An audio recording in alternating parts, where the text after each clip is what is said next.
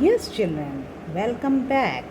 अब इस एपिसोड में, इस वाले टॉपिक में हम आपको बताएंगे क्वेश्चन आंसर्स, डिस्कस करते हैं। ठीक है, अब देखो, ये है हमारी एक्सरसाइज। इसमें सबसे पहले फिल इन द ब्लैंक्स फटाफट कर लेते हैं, राइट। वैसे तो आप लोग बहुत होशियार बच्चे हो, अपने आप कर सकते हो, लेकिन जिन लोगों का काम छूट गया है वो लोग यहाँ से समझ भी लेंगे और नोट भी कर लेंगे। Am I right? Okay. Microorganisms can be seen with the help of microscope. सही है ना? तो माइक्रोस्कोप की हेल्प से हम कोई भी चीज़ देख सकते हैं। देख सकते हैं कि नहीं? बिल्कुल देख सकते हैं। देखो, तो क्या है microscope? Blue green algae fix nitrogen, ठीक है, N2। आप कंफ्यूज हो जाओगे इसलिए नाइट्रोजन लिखते हैं। Directly from air to enhance fertility of soil. तो ये बस आपको आंसर चाहिए, आंसर नोट कर लो। Alcohol is produced with the help of yeast, correct. Cholera is caused by bacteria, ठीक है, एक बैक्टीरियल डिजीज़ है, सबको पता है, सब चैप्टर पढ़ चुके हैं। ना पढ़ा हो, जिसने भी ना पढ़ा हो, वो चैप्टर को बहुत अच्छे से इस वीडियो के थ्रू समझ ले। तो आपके कई पार्ट्स हैं, उनको अच्छे से देखिए और समझ में ज़रूर आएगा। नेक्स्ट क्वेश्चन है टिक द करेक्ट आंसर। और टिक द करेक्ट आंसर में क्या करना है? सिंपली टिक टिक टिक टिक करना है। ओके, चलो फिर देखते हैं आप कितना टिक टिक करते हो। देखो, east is used in the production of alcohol, sugar, alcohol, hydrochloric acid, oxygen. बाकी तो हो नहीं सकते हैं, तो एल्कोहल बनाता है east. The following is an antibiotic, sodium bicarbonate, streptomycin, alcohol, east. तो क्या बना दिया? Streptomycin. Carrier of malaria causing protozoan is female Anopheles mosquito, cockroach, house fly, butterfly. ठीक है, तो क्या हो गया? Female Anopheles mosquito. तो क्या है ये? एक मच्छर क्या है? प्रोटोजोअन ग्रुप में आता है। आपने बहुत सारे ग्रुप पढ़े, सब पता है, बाद में बताते हैं। Okay. The most common carrier of communicable disease, communicable मतलब क्या होता है कि जो एक दूसरे से स्प्रेड कर जाए, ऐसी बीमारी। ठीक, अब पता है, एंड से तो होना नहीं। House fly, dragon fly, spider बच गई हैं। अब ड्रैगन फ्लाई से भी नहीं होता है, स्पाइडर से भी नहीं होता है, किससे होगा? हाउस फ्लाई, जब आपके अच्छे वाले खाने पे बैठ जाएगी और गंदगी फैला देगी या जर्म्स छोड़ देती है। ठीक है, तो कौन है इसका कैरियर? है हाउस फ्लाई। ओके, कैरियर मतलब जिसके थ्रू जर्म्स फैलते हैं, कैरी करके ले जाता है जो। अब देखो, the bread of idli dough rises because of. Idli का आटा कभी देखना मम्मी वगैरह बनाती हैं, आधा भगोना रखेंगी और शाम तक फूल के पूरा भर जाता है। ठीक, भर नहीं जाता है तो कम से कम ज़्यादा हो जाता है। ओके, एंड उसकी वजह क्या है? Heat, grinding, growth of yeast cells, kneading. अब क्या वजह हो सकती है? आपको पढ़ा है, ठीक है, आपने क्या पढ़ा है? Growth of yeast sales. क्या प्रेजेंट होती है उसमें? East sales. और ईस्ट सेल्स जब क्या करती, मल्टीप्लाई करती हैं बडिंग प्रोसेस से, तो बहुत सारी ईस्ट पैदा हो जाती हैं और जिसकी वजह से CO2 प्रोड्यूस होती है। और CO2 क्या करती है? पूरे आटे को फुला देती है, जिसको हम फर्मेंटेशन बोल रहे हैं। ठीक है, the process of conversion of sugar into alcohol is called nitrogen fixation, moulding, fermentation, infection. तो बताओ जरा, शुगर जब कन्वर्ट हो जाती है एल्कोहल में, तो उसको अभी इसमें बताया क्या? फर्मेंटेशन होता है। ठीक है, सोच समझ के आंसर दिया करो। पहले पूरा क्वेश्चन अच्छे से पढ़ो, उसके ऑप्शंस पढ़ो, फिर थोड़ा सा रुको, सोचो और फिर जवाब दो। कभी भी गलती नहीं होगी, राइट। अब चलो आगे। Third, match the organisms in column 1 with their action in column 2। Column 1 में क्या है, कॉलम 2 में क्या है? इधर बच्चों देख लो आप, अगर कोई प्रॉब्लम होती है आपको किसमें, ये समझने में, हमने एक चीज़ यहाँ पे करी है, ये जो पॉइंट्स है ना, मैंने 1 2 वैसे डाल दिए, रोमन इधर रोमन में लिखे हुए हैं, इधर हमने सिंपल जैसे लिखे जाते हैं वो लिखे हैं 1 2। ठीक है, आप इतना अंतर, लेकिन मतलब तो वही है, समझ तो जाओगे ही। इधर देखो बैक्टीरिया, पहला है बैक्टीरिया। अब यहाँ पहले पे चले जाओ, इतना तो आप जान ही रहे हो, ये पहला है, राइट। तो कॉजिंग कॉलरा, बैक्टीरिया से क्या कॉज होता है? कॉलरा। अब इसको आप ऐसे भी कर लो याद रखने के लिए, ऐसे, ठीक है। राइजोबियम, राइजोबियम क्या है? बैक्टीरिया है, आपको पता ही है। ये लो, इसको ऐसे कर लो, अब तो समझ में आ जाएगा। फिक्सिंग नाइट्रोजन, राइजोबियम क्या करते हैं? अभी तो पढ़ा हमने नाइट्रोजन साइकिल में, नाइट्रोजन फिक्सिंग करते हैं, ठीक है। लैक्टोबैसिलस, ये क्या काम करते हैं? सेटिंग ऑफ कर्ड, ठीक है। ये ईस्ट क्या करते हैं? East baking of bread, baking में भी यूज होते हैं और फर्मेंटेशन में भी, ठीक है, बेकिंग ऑफ ब्रेड। अब प्रोटोजोआ, प्रोटोजोआ का क्या काम है?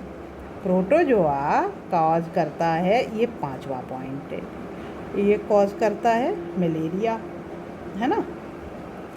एक रह गया वायरस, वायरस क्या करता है?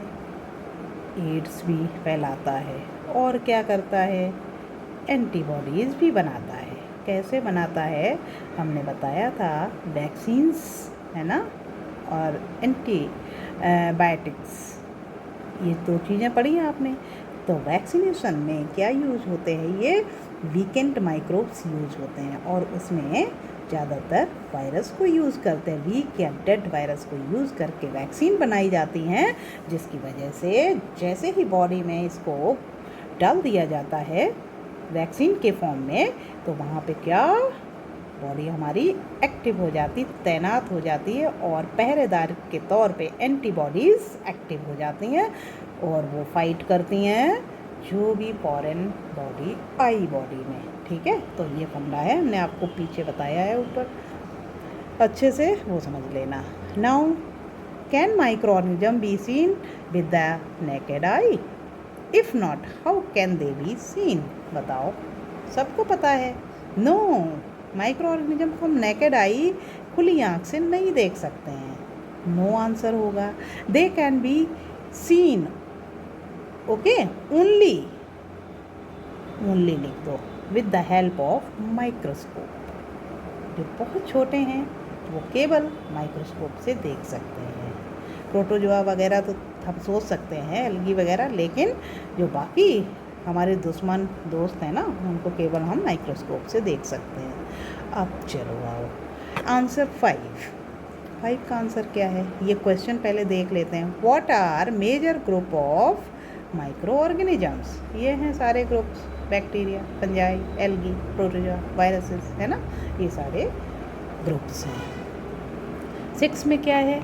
Name the micro organisms which can fix atmospheric nitrogen in the soil, ठीक है। कौन कौन से हैं एटमॉस्फेरिक नाइट्रोजन फिक्स करते हैं? आपको पता है, ये है आंसर 6। बैक्टीरिया है, राइजोबियम है, एजोटोबैक्टर है, ठीक है, नास्टोक है, एनाबीना है, ब्लू ग्रीन एल्गी है, ये सारे हमारे दोस्त हैं, और ये क्या करते हैं? ये एटमॉस्फेरिक नाइट्रोजन को फिक्स करते हैं, ठीक। प्लांट की ग्रोथ के लिए क्या चाहिए होता है? नाइट्रोजन, लेकिन डायरेक्ट नहीं वो ले पाते हैं, तो उनके लिए चाहिए होते हैं ये सारे दोस्त, जो मिलकर काम करते हैं और नाइट्रोजनस कंपाउंड में कन्वर्ट कर देते हैं, ठीक है ना। अब चलो देखें क्या है next question. Write 10 lines on the usefulness of microorganism in our lives.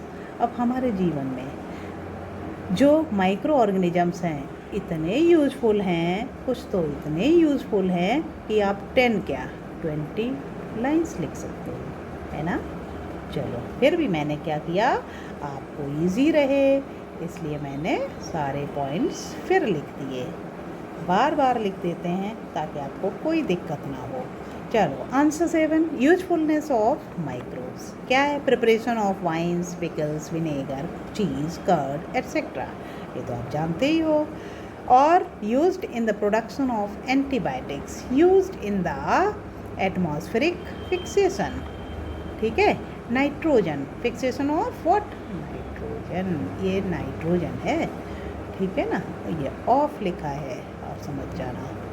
Used in curdling of milk, curdling of milk का मतलब होता है formation of curd from milk, इतना तो आप सब जानते हो।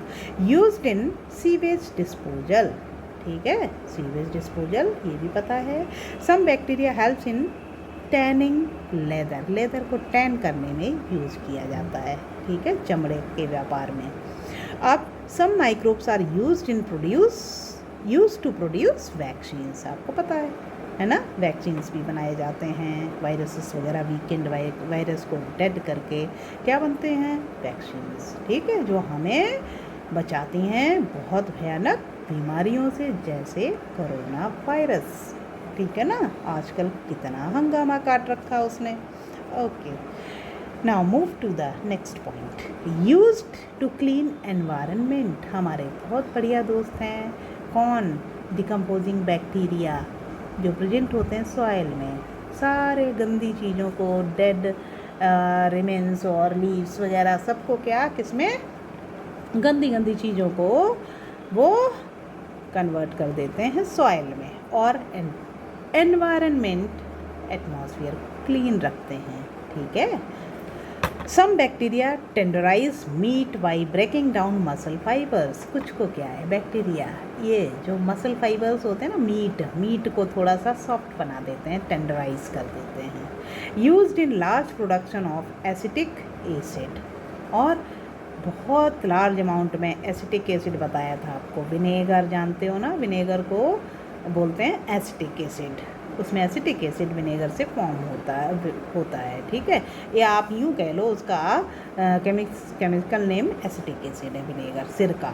वाइन, ये क्या है, वाइन मतलब शराब, एल्कोहल, बहुत टाइप की होती हैं, तो उन सब को बनाने में ये माइक्रोब्स बहुत ज़्यादा यूजफुल हैं।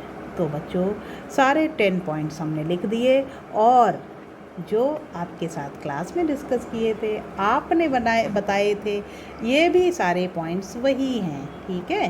तो आप चाहे ऊपर वाले पॉइंट्स जो मर्जी वो लिख लेना, बहुत बढ़िया पॉइंट्स आपने बताए थे। अब चलते हैं हार्मफुल माइक्रो ऑर्गेनिज्म, ठीक है।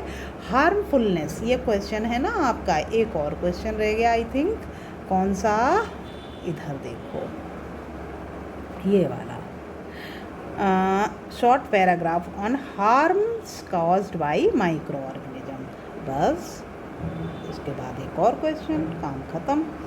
ये देखो, तो ये हार्मफुल वैसे भी तो आपने पढ़ ही चुके हो, एक बार जल्दी जल्दी 3-4 पॉइंट जितने आपकी मर्जी उतने लिख लेना, मैंने 3 पॉइंट्स लिख दिए, एक पैराग्राफ कंप्लीट हो जाएगा, ठीक है। Cause so many bacterial, viral, fungal diseases in plants and animals, आपको पता ही है, सब में क्या करते हैं, इनका काम ही है बीमारी फैलाना, फंगल, बैक्टीरियल और बाकी जाने कौन कौन सी बीमारियां फैलाते हैं।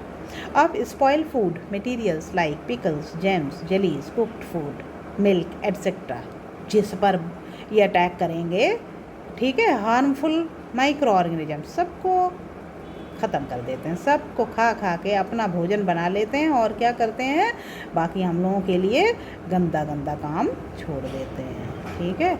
और हमारे खाने को ये क्या कर देते हैं, स्पॉइल, ख़राब कर देते हैं, दूषित कर देते हैं। अब देखो नेक्स्ट पॉइंट है, damage the crop and other crop products like grains, fruit, vegetable, जितनी भी चीज़ें हैं इनको भी ये ख़राब कर देते हैं, ख़त्म कर देते हैं, नुकसान पहुंचा देते हैं, जिनको हम लोग खा नहीं सकते हैं। तो ये हो गए हार्मफुलनेस ऑफ माइक्रो ऑर्गेनिजम्स। मेरे को लगता है आपको अच्छे समझ में आ गया होगा। अब चलो बच्चों एक लास्ट क्वेश्चन कर लेते हैं। लास्ट में आपने देखा है, ये है हमारा लास्ट वाला, एंटीबायोटिक्स क्या हैं, precautions must be taken while taking में एंटीबायोटिक, बहुत इम्पॉर्टेंट है। तो एंटीबायोटिक्स हैं क्या, हमें प्रिकॉशन क्या लेने चाहिए, और हम क्यों एंटीबायोटिक्स का कोर्स पूरा करते हैं। अगर डॉक्टर ने बोला कि आप इतने दिन खाना, तो हमें उतने दिन ही खाना है, राइट। अब देखो लास्ट क्वेश्चन बड़े अच्छे से समझ लेंगे हम। देखो, एंटीबायोटिक्स क्या है? अब antibiotics are the medicines that kill और stop the growth of diseases, ठीक है, डिजीज कॉजिंग माइक्रो ऑर्गेनिजम्स। जो बीमारियां फैलाने वाले माइक्रोब्स हैं उनको ही क्या करते हैं, ये मेडिसिन्स होती हैं एंटीबायोटिक्स, या तो उनकी ग्रोथ को स्टॉप कर देंगे या किल कर देंगे, ठीक, या तो बीमारी फैलाने वाले माइक्रोब्स को ये मार डालते हैं या उनकी ग्रोथ को स्टॉप कर देते हैं, ठीक है ना। अब देखो, antibiotics must be taken only on the advice of doctor. समझ में आया? बिना डॉक्टर के परामर्श के, एडवाइस के आप कोई एंटीबायोटिक नहीं ले सकते या लेना ही नहीं चाहिए। क्यों? And necessary to complete the course suggested by the doctor. और अब अगर डॉक्टर ने एडवाइस कर दिया कि आप 3 दिन से 7 दिन या जितने दिन बोले 15 डेज आपको ये टैबलेट एंटीबायोटिक मेडिसिन्स खानी ही है, तो आपको बीच में ब्रेक ना करें। और बीच में अगर ब्रेक कर दिया तो क्या हो जाएगा, ये हम नीचे देखते हैं। If you take antibiotics unnecessarily, ठीक है, अगर आपने ब्रेक कर दिया तो भी दिक्कत, और अगर आपने ज़बरदस्ती ले ली, बिना ज़रूरत के ले ली मैं एंटीबायोटिक्स, तो भी दिक्कत। क्यों? Unnecessarily, then only bacteria will be resistant, and next time whenever you take antibiotics, then these would be less effective and unable to kill bacteria। समझ में आया? ये कहीं पर भी नहीं है, मैंने अपने मन से जोड़ दिया, लेकिन बताना बहुत ज़रूरी है।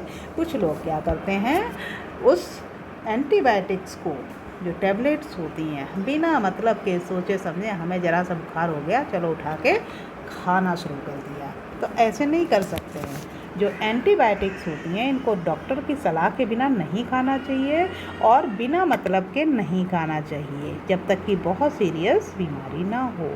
अगर हमने ज़बरदस्ती खा ली, ठीक है, या हमने उसको बीच में कोर्स को छोड़ दिया, तो ये जो बैक्टीरिया भाई साहब है ना, ये बैक्टीरिया ये क्या है, ये इम्यूनाइज्ड हो जाएंगे, इनको ज़बरदस्त ताकत मिल जाएगी, इम्यूनिटी आ जाएगी और ये रेजिस्टेंट हो जाएंगे, है ना। रेजिस्टेंट का मतलब ताकतवर हो जाएंगे। अब ताकत तो हमें मिलनी चाहिए थी, लेकिन उल्टा अब ये बैक्टीरिया ताकतवर हो जाएंगे। जब हम अगली बार हम बीमार पड़ेंगे और हमें एंटीबायोटिक्स दी जाएंगी तो क्या है, अब ये बैक्टीरिया ज़्यादा ताकतवर हमने बना दिए, अब इन पे तो असर होने वाला नहीं और हम और उल्टा बीमार बने रहेंगे। तो इसलिए हमें पूरा कोर्स भी करना है और अननेसेसरीली क्या है, दवाइयाँ नहीं खानी है। कौन सी? एंटीबायोटिक्स। ओके बच्चों, मज़ा आया? राइट। अब देखो, thank you very much, chapter is over now and exercise we have also completed. अब आ जाओ, इनसे मिलो, ठीक है, इनसे मिलना बहुत ज़रूरी है आपको। देखो कितना खुश हैं, आंखें गोल गोल घुमा रहे हैं और आपसे कुछ कहना चाहते हैं।